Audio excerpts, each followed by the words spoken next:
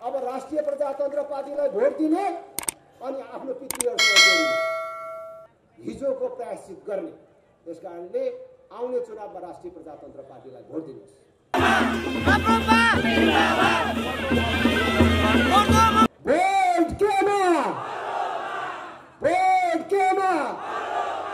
धेरै कांग्रेस एमाले माओवादीका साथीहरू भन्छन् रे यस्तो कहाँबाट पैसा ल्याएर शिक्षा स्वास्थ्य सबै निशुल्क गर्छ, हावादारी कुरा भन्छ रे।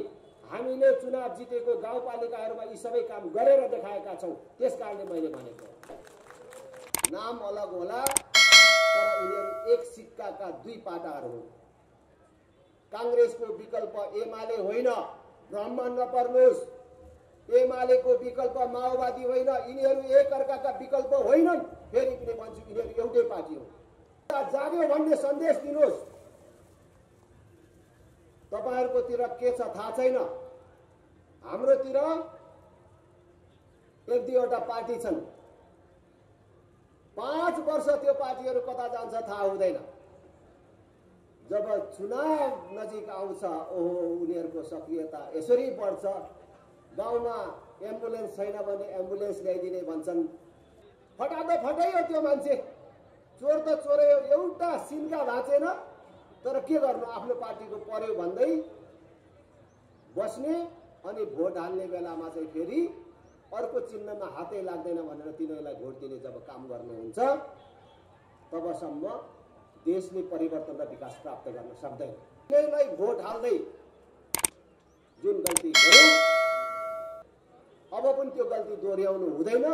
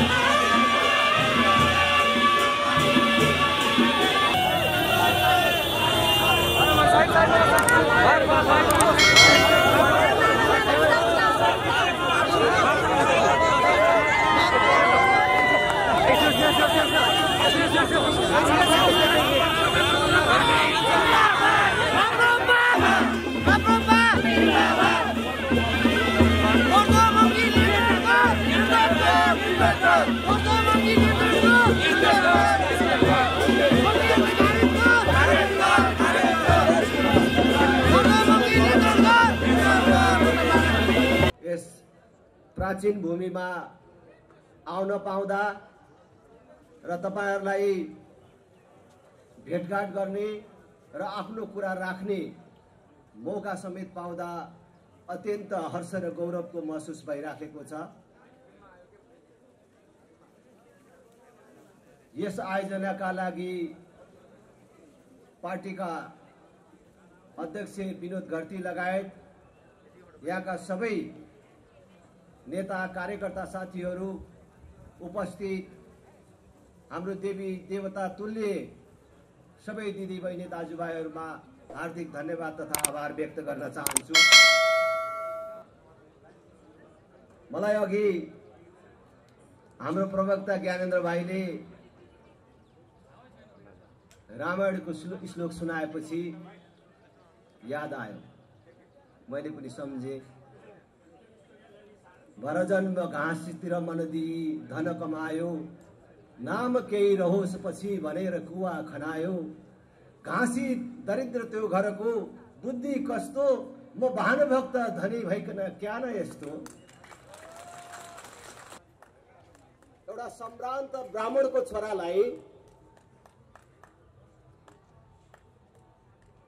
यसै बाँचेर मात्र हुँदैन है, लोकको लागि केही गर्नुपर्छ है भनेर प्रेरणा दिने घाँसीको गाउँ यो।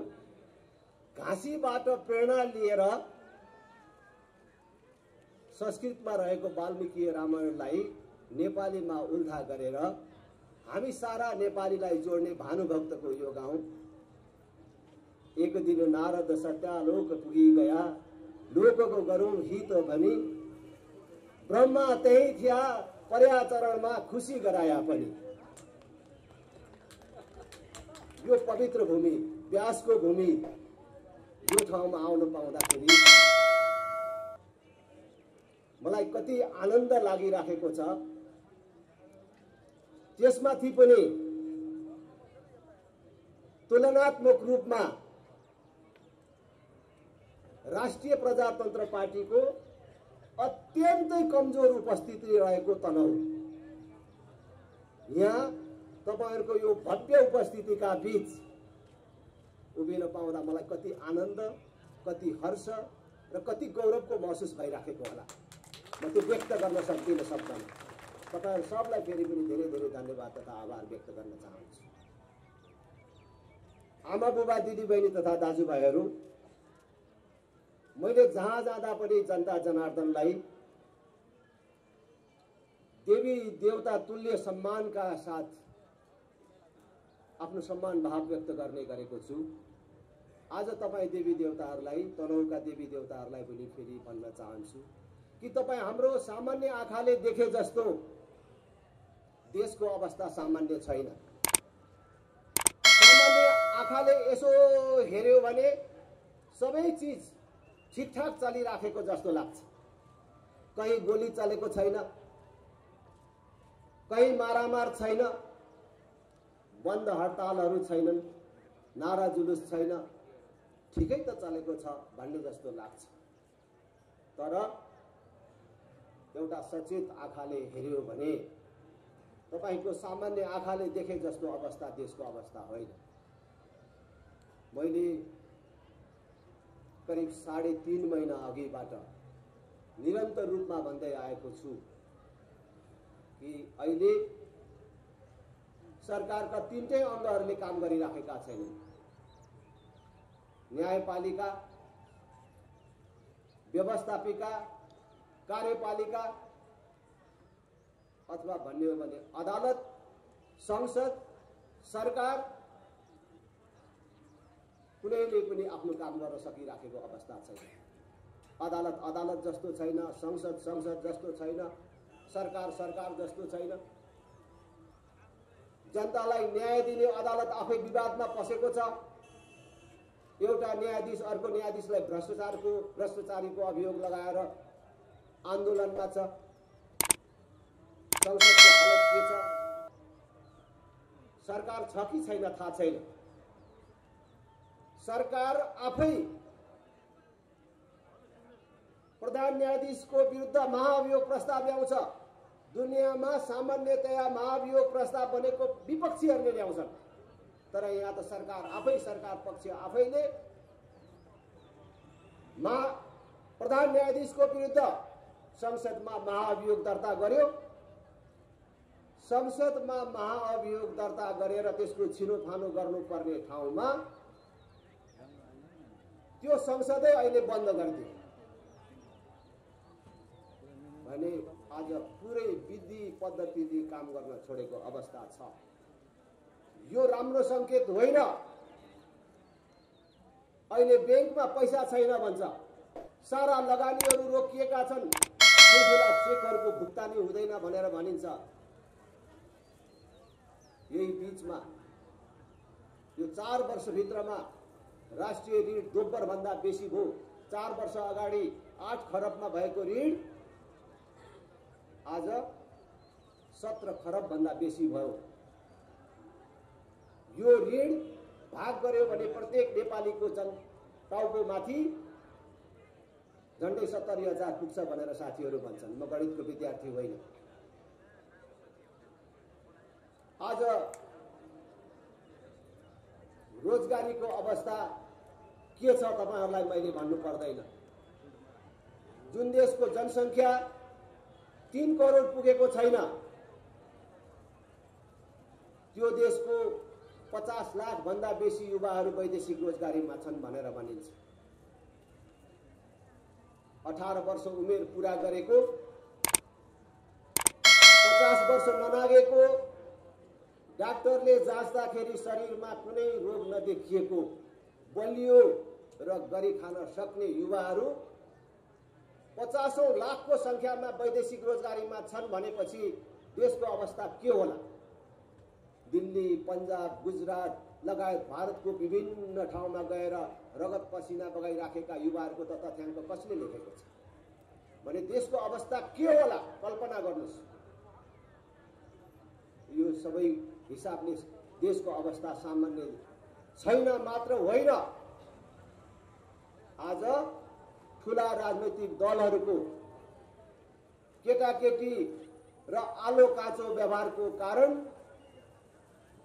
अन्तर्राष्ट्रिय जगतमा देशको विश्वसनीयता समेत गुमेको छ मात्र होइन, शक्ति राष्ट्रहरू नेपालमा रणनीतिक रूपमा प्रतिस्पर्धा गर्दै अहिले नेपाललाई रणनीतिक प्रतिस्पर्धा स्थल बनाएर हामीलाई कुनै न कुनै प्रकारले अरनखटन गरिराखेका छन्। कुनै पनि बेला हामीले युक्रेनको नियति बिहोर्न पर्ने अवस्था आउन सक्ने खतरा हाम्रो सामु देखिएको छ। उनीहरूको यो आलो काँचो व्यवहारले हुने क्षति ती ठुला पार्टीहरूले मात्रै बिहोर्नु पर्दैन, ती नेताहरूले मात्रै बिहोर्नु पर्दैन, त्यसको क्षति सिङ्गो देश र सिङ्गो जनताले बिहोर्नु पर्ने हुन सक्छ। त्यसैले हामी खास गरी राष्ट्रिय प्रजातन्त्र पार्टीको ऐतिहासिक एकता महाधिवेशन पछि प्रत्यक्ष रूपमा जनतासँग भेटघाट गर्ने क्रममा देश दौडामा निस्केका छौं र आज हामी यहाँ आइपुगेका छौं र हामी तपाईलाई फेरि पनि अपिल गर्न चाहन्छौं, यहाँ पनि अपिल गर्न चाहन्छौं, अब हामीलाई पर्खने हेर्ने एक चुनाव चाहिँ हेरौँ न त भन्ने सुविधा र छुट छैन है भन्न आएको हामी। आज थोरै समय छ, वैशाख 30 गते स्थानीय तहको निर्वाचन हुँदैछ। एक वर्षभित्रमै प्रदेश तथा प्रतिनिधि सभाको निर्वाचन हुँदैछ। यो एक वर्षमा हुने 3 तहको निर्वाचनमा हामीले ठिक ढंगले आफ्नो मतको सदुपयोग गरेनौं भने हामीले ठुला पार्टी र तिनका नेतासँग गुनासो गरेर मात्रै हामीले छुट पाउँदैनौं। मैले धेरै ठाउँमा प्रत्यक्ष रूपमा जनतासँग भेटघाट गर्दाखेरि आम जनताबाट एउटै कुरा पाउँछु, अहिलेको यथास्थितिमा कसैलाई पनि चित्त बुझेको छैन। यो यथास्थितिको अन्त्य हुनै पर्छ, परिवर्तन हुनै पर्छ भन्ने कुरा सबैको एकमत छ। नेताहरूले काम गर्न सकेनन्, पार्टीहरूले काम गर्न सकेनन् भन्ने सबैको एउटै मत छ। तर मत हाल्ने बेलामा फेरि आफ्नो बाउको पार्टी, बाजेको पार्टी, विद्यार्थी हुँदादेखि हामी त त्यही लागेको पार्टी, अब नेता त चोरै हुन्, फटै हुन्, के गर्ने, तर अर्कोतिर हात लाग्दैन, अर्को चिन्हमा हात लाग्दैन।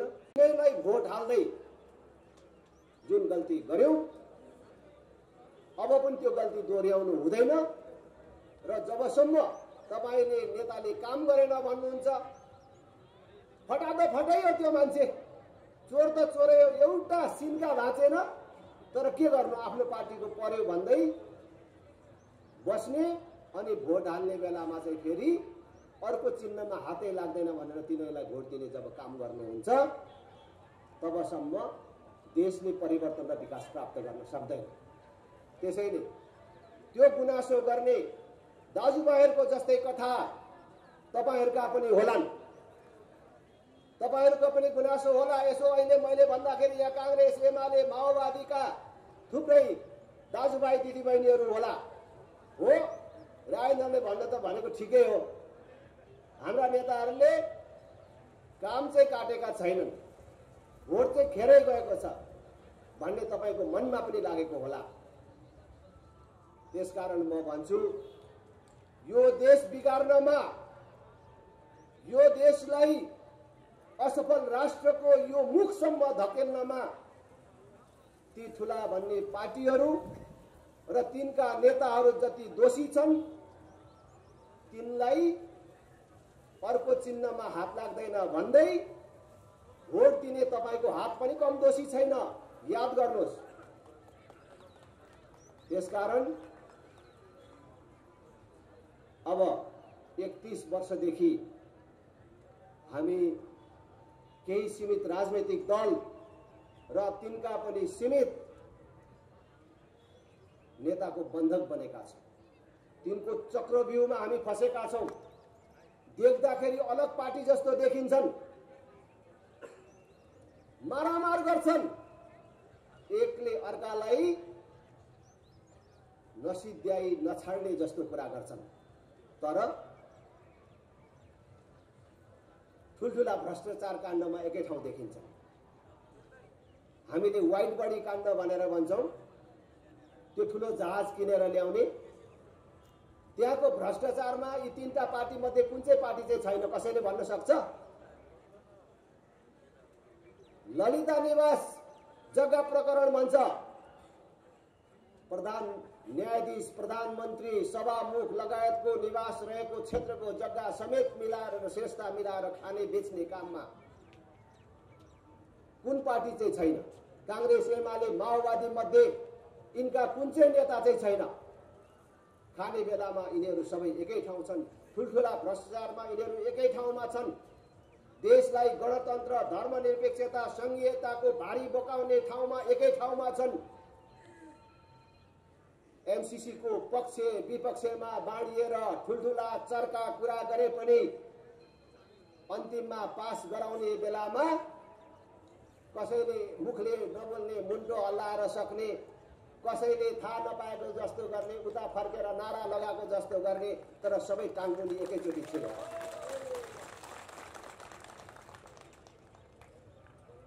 त्यसकारणले मैले भन्छु कि कांग्रेस, एमाले, माओवादी भनेको अलग पार्टी होइन।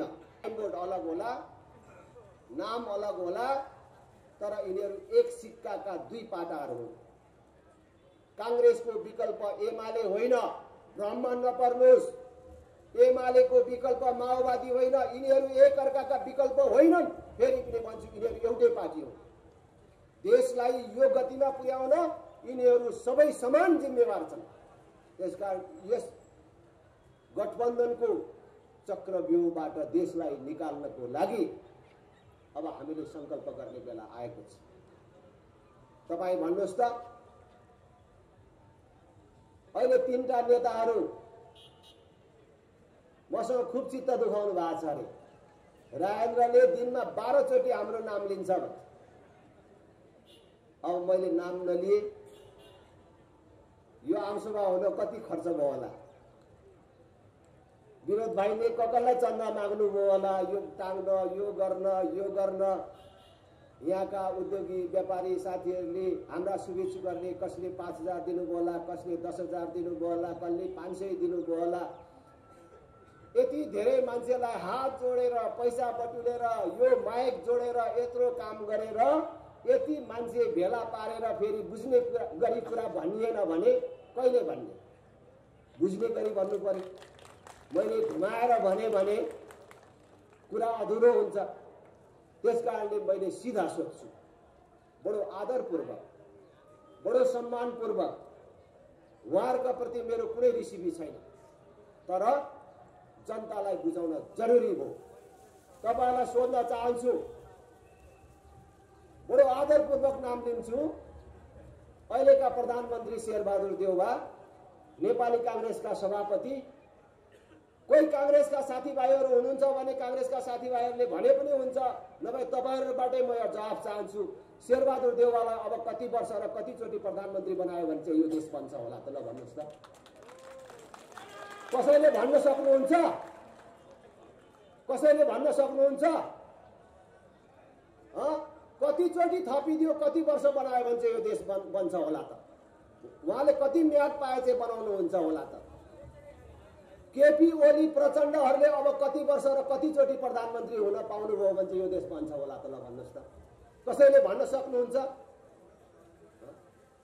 अब यिनै पार्टी यिनै नेताबाट देश बन्छ भनेर तिनीलाई हाम्रो बाजेको पार्टी, बाउको पार्टी, मैले यति लेबी तिरेको पार्टी, म विद्यार्थी हुँदादेखि रगत पसिना बगाएको कुटै खै जोगाएको पार्टी भनेर त्यसैलाई भोट दिइराख्नु भनेको र यिनै पार्टीबाट देश बन्छ भनेर अपेक्षा राख्नु भनेको साँडेको टाङमुनि बाल्टी थाप्नु जस्तो हो। साँडेको टाङमुनि बाल्टी थापेर दुध आउँछ? आउँछ भन्नुहोस् त? साँडेको टाङमुनि बाल्टी थापेर साँडेले दुध दिएन भनेर त्यसलाई सुमसुम्याउँदा, कन्याउँदा, सिर्कना लाउँदा, होइन यसलाई खाना पो पुगेन कि भनेर दाना थपिदिँदा दुध दिन्छ? किनकि साँडेको धर्म नै दुध दिने होइन। त्यसकारण अब जनताले बुझ्नु पर्यो, यो 32 वर्षको कालखण्डमा राजा ज्ञानेन्द्रले प्रत्यक्ष शासन चलाएको 18 महिना बाहेक सबै समय राजनैतिक र सैद्धान्तिक रूपमा र व्यावहारिक रूपमा कांग्रेस, एमाले, माओवादीहरूले देशको नेतृत्व गरेका छन्। यो 31 वर्षमा, यो सारा समयमा उनीहरूले देशलाई पूर्ण रूपले बेरोजगार उत्पादन गर्ने कारखानामा परिणत गरे। देशभरि कहीँ 1000 युवाहरूले एकै ठाउँ काम गर्न पाउने एउटा उद्योग धन्दाको स्थापना गर्न सकेनन्। आज सामान्य बाटाघाटाहरू ठिक नभएर हामी भनेको बेला भनेको गन्तव्यमा पुग्न नसक्ने अवस्था छ। तर हामीलाई रेल र पानी जहाजको गफ सुनाएर हावामा उडाएर हाम्रो समय बर्बाद गरे।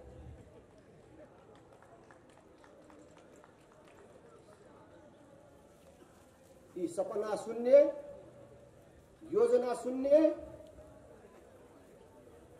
मानिसहरूले हामीलाई एक प्रकारले बन्धक बनाएर राखे। बिहारको लालू यादवले त्यहाँको जनतालाई वर्षौंसम्म मूर्ख बनाएर राखेको जस्तो मूर्ख बनाएर राखे। अब हामीले यसबाट निस्कने समय आएको छ। त्यसकारण म विनम्र निवेदन गर्न चाहन्छु, खास गरी युवा साथीहरूलाई आग्रह गर्न चाहन्छु, देश बिग्रिँदाखेरि अब शेरबहादुर देउवाको, केपी ओलीको, प्रचण्डको केही पनि बिग्रिँदैन। यो देश बिग्रियो भने तपाईँ युवाको भविष्य बिग्रिनेवाला छ। त्यसकारण चुनावलाई, आउने 3 तहको चुनावलाई सामान्य रूपमा नलिनुहोस्। हामी हिंसामा विश्वास गर्दैनौँ, त्यसैले हामी तपाईमा कुनै प्रकारको उत्तेजना भर्न चाहन्नौँ। नेताहरू आए भने उहाँहरूलाई राम्रै बोल्नुहोस्, राम्रैसँग स्वागत गर्नुहोस्, जुत्ताको माला लाउनुहोस्, मोसो दल्नुहोस्, लाठी लगाएर खेद्नुहोस् भनेर हामी भन्दैनौँ। तर मतदान गर्दाखेरि उनीहरूको भ्रम खाली गरिदिनुहोस्, जाग्यो भन्ने सन्देश दिनुहोस्। तपाईहरुकोतिर के छ थाहा छैन, हाम्रोतिर 1-2वटा पार्टी छन्। 5 वर्ष त्यो पार्टीहरू कता जान्छ थाहा हुँदैन। जब चुनाव नजिक आउँछ, ओहो उनीहरूको सक्रियता यसरी बढ्छ। गाउँमा एम्बुलेन्स छैन भने एम्बुलेन्स ल्याइदिने भन्छन्। बिजुलीको पोल पुगेको रहेनछ 1-2वटा भने त्यो पनि ल्याइदिने भन्छन्। मान्छेले छोराछोरी जागिर लगाउन पाइएन भन्यो भने सर्टिफिकेटको फोटोकपी बटुल्दै हिँड्छन्। पुलिसमा लाग्न चाहनेको छाती नाप्छन्। कच्ची बाटोतिर टेलिस्कोप लिएर पठाउँछन्, सर्वे गर्न आयो भन्छन्। मान्छेको छाती नाप्ने, बाटो नाप्ने, सर्टिफिकेट लिने मात्रै गर्दैनन्। ठाउँ ठाउँमा फल्ना पार्टीको पिकनिक छ, आज पिकनिकमा पैसा तिर्नु पर्दैन, सबै आए हुन्छ भन्छन्। मान्छे पनि लर्को लागेर खान जान्छन्। तिनका पार्टीका कार्यकर्ता पनि गर्वका साथ हामीलाई भन्छन्, दाइ थाहा पाउनुभयो आज 2 क्विन्टल ब्रोइलर सकियो नि हाम्रोमा त भनेर भन्छ कि मानिसलाई ब्रोइलरको मासु खुवाउन पाएकोमा गौरव गर्छन् तिनका कार्यकर्ताहरू। अनि कहिलेकाहीँ हाम्रै साथीभाइ पनि मलाई भन्छन्, ल है चुनाव आयो राजेन्द्र, के गर्छस्? ठुला पार्टीहरूले त पिकनिक लान थाल्यो, मासु भात खुवाउन थाल्यो, हामीले पनि अलिअलि त गर्नुपर्छ होला है भन्छन्। कि चुनाव भनेकै खाने खुवाउने यो उत्सवको रूपमा हामीले लियौँ। युवाहरू पनि हुलका हुल भेला हुने, अनि जसले मोटरसाइकलमा 1 लिटर पेट्रोल हालिदिन्छ त्यसलाई भोट दिने, जसले 500 को नोट दिन्छ त्यसलाई भोट हाल्ने, खर्च गर्न नसक्नेलाई त यसले चिया सम्म खुवाउन सक्दैन, यसको पछि लागेर को बेकुब हुन्छ भनेर भन्छ। हामीले यसरी भोट एक प्रकारले बेच्दै आयौँ। आज तपाईहरुलाई भन्न चाहन्छु, सामाजिक सञ्जाल भरि आएको छ। एउटा गाई किन्नु पर्यो भने कति पर्छ? एउटा गाई किन्नु पर्यो भने 50,000 देखि लाख पर्छ। भैँसी किन्नु पर्यो भने त्यस्तै पर्छ। आजकल खसीको पनि 50,000 सम्म पर्छ। आजकल कुकुरको पनि किनबेच हुन्छ, 10,000 मा कुकुरको किनबेच हुन्छ। तर हामी 1 लिटर पेट्रोल, 1 बोतल बियर अनि झरेर 1 केजी ब्रोइलर होइन 1 प्लेट ब्रोइलरमा आफ्नो भोट बेचिराखेका छौँ। एक छाकमा, एक ट्वाकमा हामीले जब भोट दिन्छौँ भने अनि नेता नबिग्रिएर के गरौँ त? नेता भ्रष्टाचारी नबनेर के गरौँ त? त्यसैले मैले भन्छु, नेता मात्रै दोषी छैनन्, तिनलाई भोट दिने हाम्रो हात पनि दोषी छ। दिदी बहिनी तथा दाजुभाइहरू, यो देश राजनीति बाहेक, पार्टी बाहेक, नेता बाहेक अर्को कसैले बनाउँदैन। बनाउने राजनीतिले नै हो, नेताले नै हो, पार्टीले नै हो। तर तपाईं देश बनोस् भन्ने चाहना राख्ने, तर पटक पटक परीक्षणमा असफल भएका पार्टीलाई एक छाक र एक वाकमा भोट दिने, 500 को नोटमा भोट दिने अनि तिनबाट देश बन्ने अपेक्षा गर्ने यो गल्ती गर्नु हुँदैन। त्यसकारणले बुझ्नु पर्यो, जबसम्म हामीले सही पार्टी, सही नेता चुन्न सक्दैनौँ तबसम्म हाम्रो देश बन्दैन। हामीले कहीँ दुःख पाइराखेका छौँ। अहिले हामीले हाम्रो छोरा आमाको काखबाट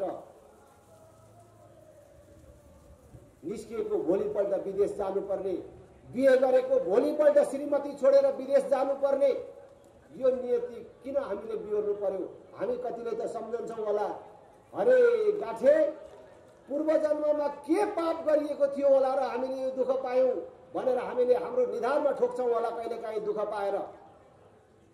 तर याद गर्नुहोस्, आज हामीले जो दुःख पाइराखेका छौँ पूर्व जन्ममा कुनै पाप गरेको कारणले होइन। पूर्व जन्ममा कुनै पाप गरेर हामीले श्राप पाएको कारण यो दुःख पाएको होइन, देशले यो दुःख पाएको होइन। हामीले ठीक पार्टी र ठीक नेता चुन्न नसकेको कारण हामीले दुःख पाएको हो। त्यसकारण चुनावको पूर्ण रूपले उपयोग गर्नुपर्छ। भोट दिने भन्ने कुरा छोरी दिने भन्दा पनि ठुलो कुरा हो। दिँदाखेरि कतिचोटि सोच्नुहुन्छ? 1 चोटि, 2 चोटि, 5 चोटि, 10 चोटि होइन, 1000 चोटि सोच्नुहुन्छ।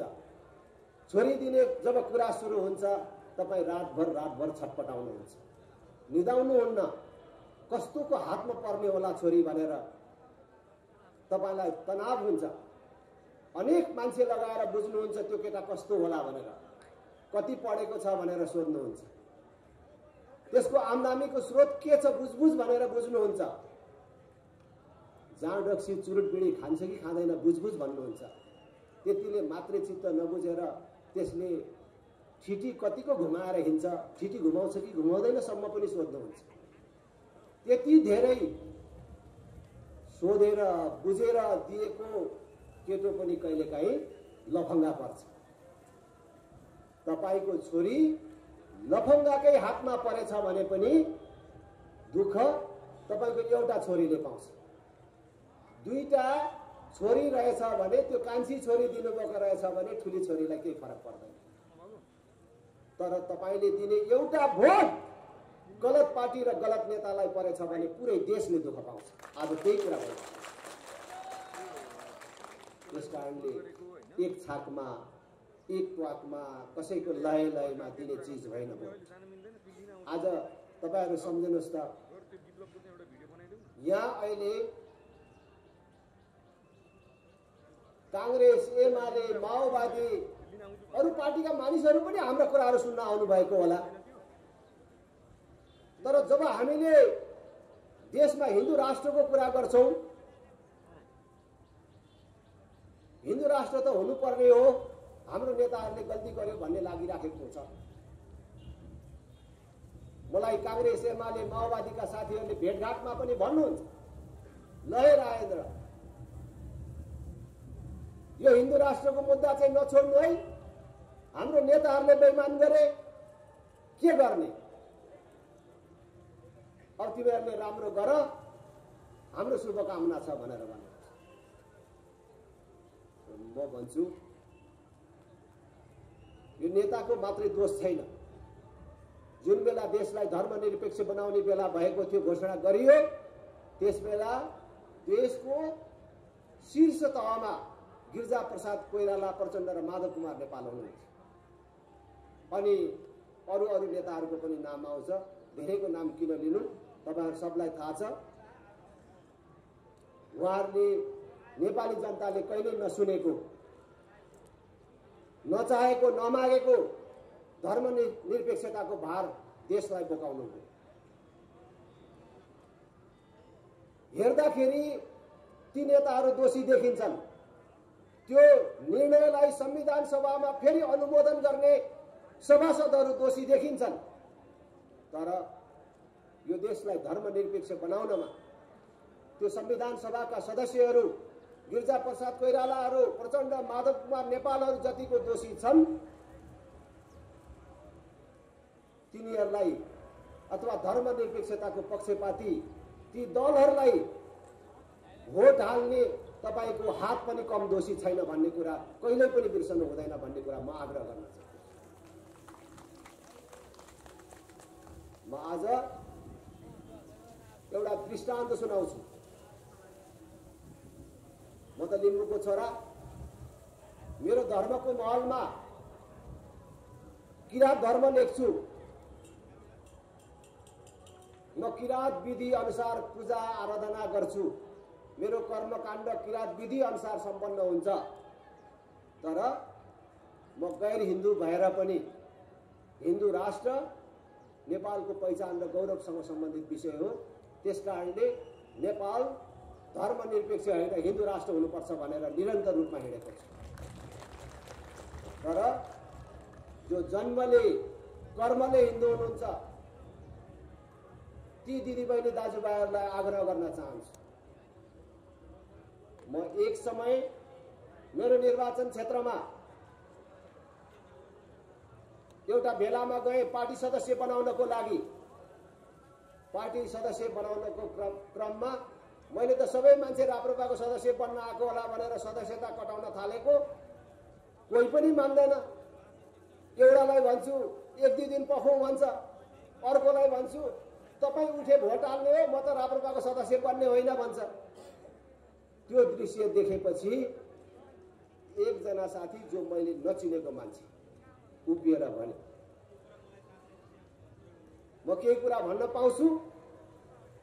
मैले भने अब यहाँ आखिरी परिस्थिति बिग्रियो नै, अब भने के बिग्रियो, अब भन्न के हुन्छ र भन्न पाउनुहुन्छ भन्नुहोस् भनेर मैले भने। उसले के भन्यो भने सबभन्दा अगाडि नै यसो गरेर थु यो बाहुनको हात यो किन कुहिएर झरेन, किन कसैले यो काटेर फ्याँकेन, थु थु थु थु थु गरे। म त के गर्यो मैले त बुझिनँ है। म नेपाली काङ्ग्रेसको अहिले पनि यो लाइभ मार्फत कतैबाट त्यो साथीले सुनिराखेको हुन सक्नुहुन्छ र तपाईँहरू पनि नाम याद राखेर बस्नु होला, याद राख्नु होला, किन मैले कुनै कथा भनेको होइन, भएको कुरा। अनि म नेपाली काङ्ग्रेसको यहाँको गाउँ कमिटीको उपाध्यक्ष लोकनाथ रिजाल हुँ। एउटा लिम्बूको छोरा हिन्दू राष्ट्र हुनुपर्छ भनेर कुटाई खाइकन मान्छेको गाली खाइकन गाउँ गाउँ डुलेर हिँड्ने हामी छेत्री बाहुनहरू चाहिँ सल्लाह गरौँ भनेर भन्ने। यो छेत्री बाहुनको हात, काङ्ग्रेस कम्युनिस्टलाई भोट दिने यो हात किन कुहिएर झरेन, म बन्छु राप्रपाको सदस्य भनेर उनले चाहिँ भनेर बन्यो पनि।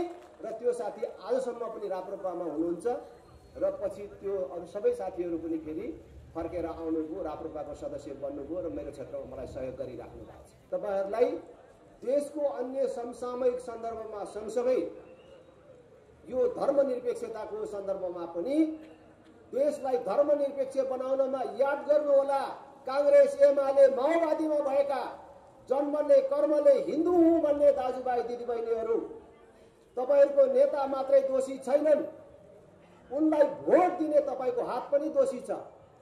जसले धर्म छैन भनेर मान्नुहुन्न उहाँहरूसँग मेरो कुनै आग्रह छैन, तर जसले धर्म छ भनेर मान्नुहुन्छ, हिन्दुत्वमा विश्वास राख्नुहुन्छ, तपाईँहरूलाई भन्न चाहन्छु, कोही कर्मकाण्डी पण्डितहरू हुनुहुन्छ काङ्ग्रेस एमाले माओवादीलाई भोट दिँदै आउनुभएको भने उहाँहरूलाई स्मरण गराउन चाहन्छु। तपाईँको शास्त्रले के भन्छ, आफ्नो धर्मको विरुद्ध काम गर्ने ब्राह्मण चाहिँ परेछ भने उनले कति गुणा बेसी सजाय पाउँछ। कसैले भन्नुहुन्छ तपाईको समाजमा व्यवस्था गरिएको वर्णाश्रम व्यवस्था अनुसारको भन्ने हो भने शूद्रले एक पटक पाउँछ भने 1 वर्ष पाउँछ भने, बाहुन हो भने त्यसले 4 वर्ष पाउँछ सजाय। त्यसकारणले जसले गएको निर्वाचनहरूमा धर्मनिरपेक्षताको पक्षमा मतदान गरेको छ, ती पण्डितहरूले पढेको पूरा भएको छैन। तपाईँ जन्मले कर्मले हिन्दू हुँ भन्ने दिदीबहिनी दाजुभाइहरूले आफ्नो पितृलाई वर्षमा एकचोटि सम्झेर अनुष्ठानको आयोजना गर्नुहुन्छ। मैले यहाँबाट पठाएको चिज मेरो पितृले प्राप्त गरेर 1 वर्षको लागि तृप्त हुन्छ भनेर ठानेर अनुष्ठानहरूको आयोजना गर्नुभएको छ भने त्यो अनुष्ठान पनि पूर्ण भएको छैन। जसले आफ्नो धर्मको विरुद्ध काम गरेको छ उसको अनुष्ठान पूर्ण हुँदैन भन्ने कुरा हाम्रो शास्त्रले भन्छ।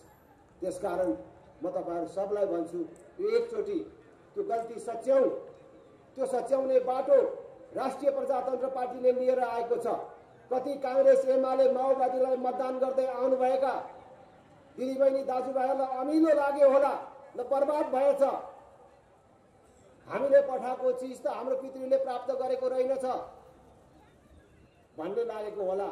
तर राष्ट्रिय प्रजातन्त्र पार्टीले आज औषधि लिएर आएको छ, त्यसको उपचार लिएर आएको छ।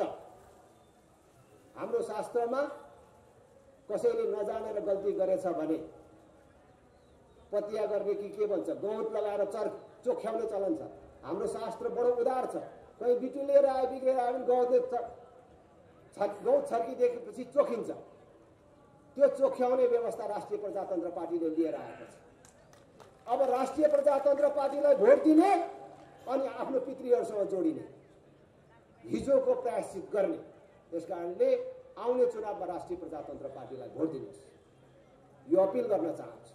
र राष्ट्रिय प्रजातन्त्र पार्टीलाई केवल राजाका लागि धर्मका लागि मात्र होइन, फेरि म भन्न चाहन्छु, हामीले राष्ट्र संस्था हिन्दू राष्ट्रको जो कुरा गरेका छौं, कसैलाई राजा बनाउने, कसैले मान्ने, धर्म स्थापना गर्ने कुरा मात्र होइन, राष्ट्र संस्था र हिन्दू राष्ट्र भनेको नेपालको स्थायित्वसँग सम्बन्धित विषय हो, नेपालको स्थायित्व र गौरवसँग सम्बन्धित विषय हो। त्यसकारणले नेपालमा हामीले राष्ट्र संस्था र हिन्दू राष्ट्र चाहिन्छ भनेर भनेका हौं। तपाईहरुलाई थाहा छ होला 2032 सालसम्म हाम्रै छिमेकमा सिक्किम भन्ने देश थियो। जब त्यहाँ हाम्रो देशमा जस्तै त्यहाँका राजनीतिक दलहरूलाई खास गरी भारतले प्रजातन्त्रको नाममा राजाको विरुद्ध उचाल्यो, प्रजातन्त्रको नाममा त्यहाँका राजनीतिक दलहरू र त्यहाँका नेताहरू राजाको विरुद्ध क्रियाशील भए। जब त्यहाँ राष्ट्र संस्थाको अन्त्य भयो, त्यहाँ आज सिक्किम नाम पनि छ, माटो पनि त्यही छ, त्यहाँको माटो कसैले बोकेर कतै लगेको छैन। तर राष्ट्र संस्थाको अन्त्य सँगसँगै सिक्किम भन्ने देशको पनि अन्त्य भयो। विश्वको मानचित्रमा आज सिक्किम भन्ने देश छैन। त्यही खतरा आज हाम्रो देशमा पनि छ। त्यसैले हामीले राष्ट्र संस्था चाहिन्छ, हिन्दू राष्ट्र चाहिन्छ भनेर भनेको। त्यसकारणले राष्ट्र संस्थाको कुरा गर्दाखेरि, हिन्दू राष्ट्रको कुरा गर्दाखेरि कसैले पनि डराउनु पर्दैन। हामीले राजा आएपछि, हिन्दू राष्ट्र आएपछि रातारात देश स्वर्ग हुन्छ भनेको होइन। फेरि पनि भन्छु, राष्ट्र संस्था हिन्दू राष्ट्र देशको स्थायित्वको आधार हो। त्यसको जगमा जनताको प्रतिनिधिहरूले नै देशलाई समृद्ध बनाउने हो। हामी नयाँ सोच र नयाँ धारणाका साथ आएका छौँ। विदेशीहरूको सहयोग नलिकन देश बन्दैन, विदेशीहरूको सहयोग भएन भने देश बर्बाद बन्छ भन्ने बाटोमा हामी छैनौँ। अहिले तपाईहरुले एमसीसीको सहयोगबाट केही किलोमिटर ट्रान्समिसन लाइन विस्तार गर्ने कुरा गरेका छन् यो देशका ठूला पार्टीहरूले, र त्यो ट्रान्समिसन लाइनबाट हाम्रो उत्पादन हुने बिजुली भविष्यमा भारतलाई बेच्ने भन्छन्। यो कति हदसम्मको मूर्खतापूर्ण कुरा हो तपाईहरुले एकछिन सम्झनुहोस्। आजको आजै त्यो ट्रान्समिसन लाइनबाट बिजुली बेचिने होइन, बिजुली उत्पादन भएपछि हामीलाई बेसी भयो भने बेच्ने भनेर भन्छन्। तर जुन बेला हामीलाई बेच्ने गरी बिजुली निस्किन्छ त्यसबेला भारतले आफै वैकल्पिक ऊर्जामा विकास गरेर मलाई नेपालको बिजुली चाहिँदैन भन्यो भने त्यो बिजुलीको तारमा के कुदाएर बेच्ने? जब भारतले बिजुली चाहिँदैन भन्यो भने के गर्ने? आज 31 वर्षमा एउटा पार्टी, एउटा नेता, यो कांग्रेस एमाले माओवादी भित्रबाट निस्किएन जसले हाम्रो बिजुली भारतलाई, बंगलादेशलाई अथवा कुनै ठाउँमा नबेचेर पनि यही सदुपयोग गर्न सक्छौं, यही सदुपयोग गर्ने कार्यक्रम ल्याउँछौं भन्न सकेन। तपाईहरुले थाहा पाउनु भएको होला, भर्खरै 3 दिन अगाडि तथ्याङ्क सार्वजनिक भएको छ। 8 महिनाको 8 महिनामा मात्रै नेपालमा डिजेल, पेट्रोल, ग्यास लगायतका इन्धनहरू भित्र्याउनको लागि 1 खरब 63 अरब भन्दा बेसी पैसा बाहिर गएको छ। त्यतिको हामीले इन्धन आयात गर्यौं। तपाई भन्नुहोस् त 1 खरबको पछि कतिवटा शून्य हान्नुपर्छ? एकैचोटि कसैले भन्न सकिँदैन। 8 महिनामा यो क्रम बढेकै छ भने आज हामीले अब हाम्रो देशमा सबै गाडीहरू बिजुलीबाट चलाउँछौं।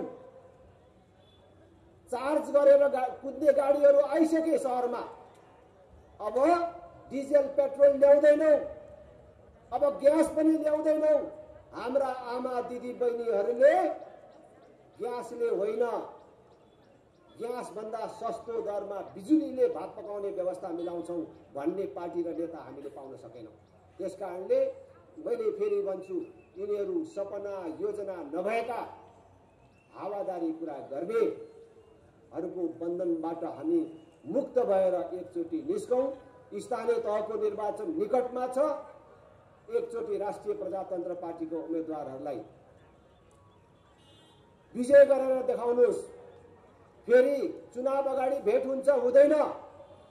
त्यसकारण आजै भन्न चाहन्छु, राष्ट्रिय प्रजातन्त्र पार्टीले चुनाव जित्ने स्थानीय तहहरूमा 12 कक्षासम्म पूर्ण रूपले निशुल्क हुनेछ। सबै विद्यालयहरूमा अनिवार्य रूपमा कम्प्युटर कक्षाको व्यवस्था गरिनेछ र प्रत्येक विद्यार्थीले दिनमा 1 घण्टी कम्प्युटर कक्षामा बस्न पाउने व्यवस्था हामीले मिलाउनेछौँ। बाल कक्षाहरूको स्तर उन्नति गर्नेछौँ। पाठ्यक्रममा समेत सुधार गरेर शैक्षिक गुणस्तर वृद्धिलाई हामीले उच्च प्राथमिकता दिनेछौँ। प्रत्येक पालिकामा हामीले एक तालिम केन्द्रको स्थापना गरेर वर्षैभरि बेरोजगार युवाहरूलाई सिपविहीन युवाहरूलाई सिपमूलक तालिमको व्यवस्था गर्नेछौँ। मात्र होइन, सिप सिकेका युवाहरूलाई रोजगारीको व्यवस्थाको लागि आवश्यक पहल गर्ने छुट्टै संयन्त्र समेत हामीले निर्माण गर्नेछौँ। हामीले स्वास्थ्यलाई उच्च प्राथमिकता दिनेछौँ। आधारभूत स्वास्थ्य हामीले निःशुल्क गर्ने व्यवस्था मिलाउनेछौँ र हामीले जितेको पालिकामा कुनै पनि नागरिकले अस्पतालको मुख देख्न नपाएर मर्यो भनेर सुन्न नपाउने व्यवस्था हामीले निर्माण गर्नेछौँ। कृषि हाम्रो उच्च प्राथमिकता हुनेछ।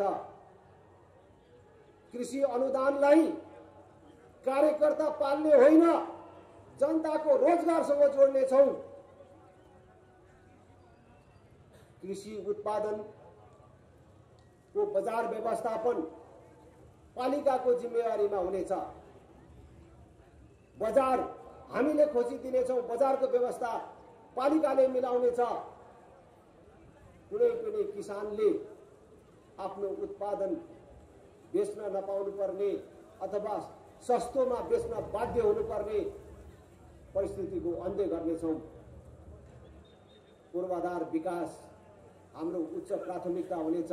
पूर्वाधार विकासमा हामीले नेपालको नमुना लायक पालिका बनाएर हामीले देखाउनेछौँ। महिला बालबालिका फरक क्षमता भएका ज्येष्ठ नागरिकहरू समेत हामीले उच्च प्राथमिकतामा राखेर हेर्नेछौँ। ज्येष्ठ नागरिकले प्राप्त गर्ने सेवा सुविधा घर दैलोमै पुर्याउने व्यवस्था मिलाउँछौँ र प्रत्येक ज्येष्ठ नागरिकहरूलाई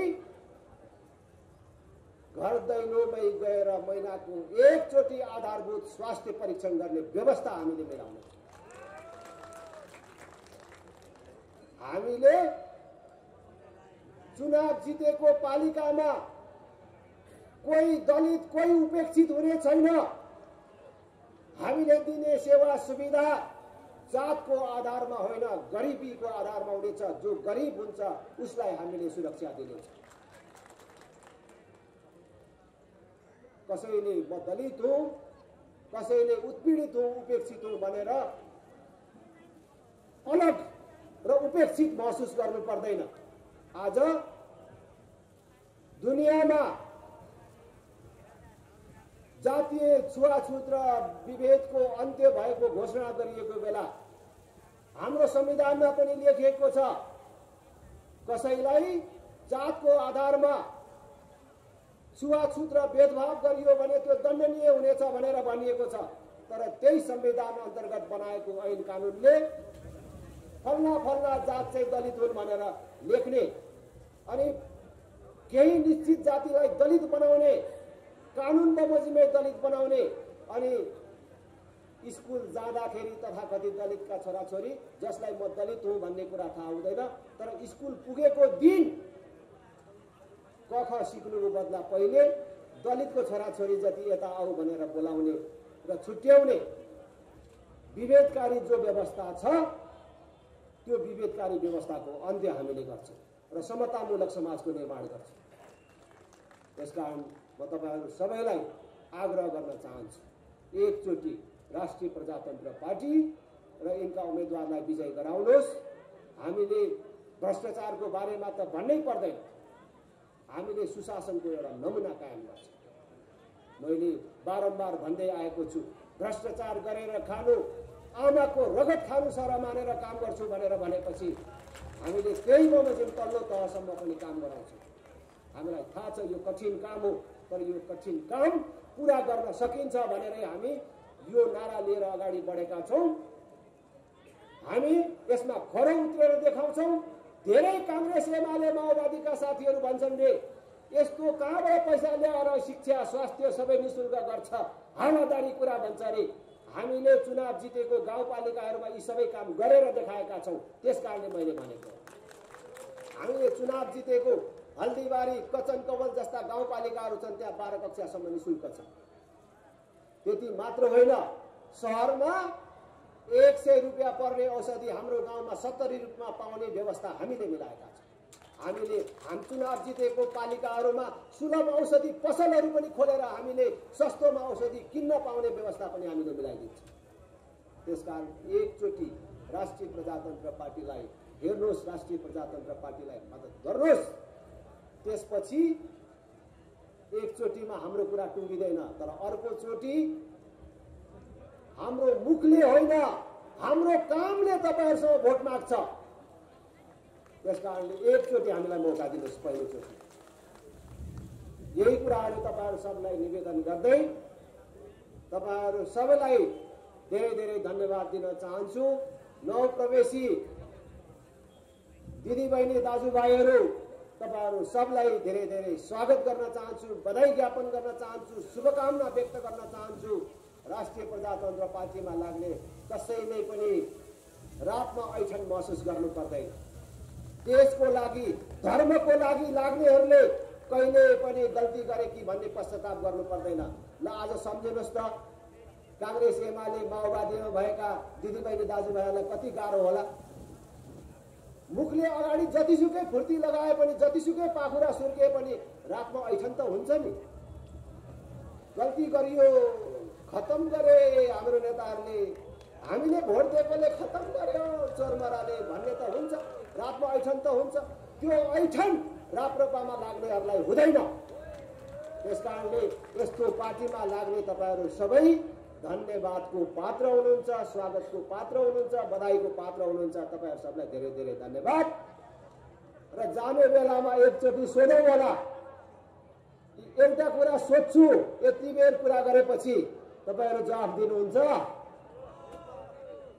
जवाफ दिन तयार हुनुहुन्छ? त्यसो भए भोट किन?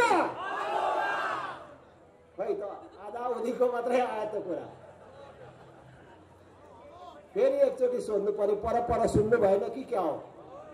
भोट किन? भोट किन? तपाईहरु सबलाई धेरै धेरै धन्यवाद।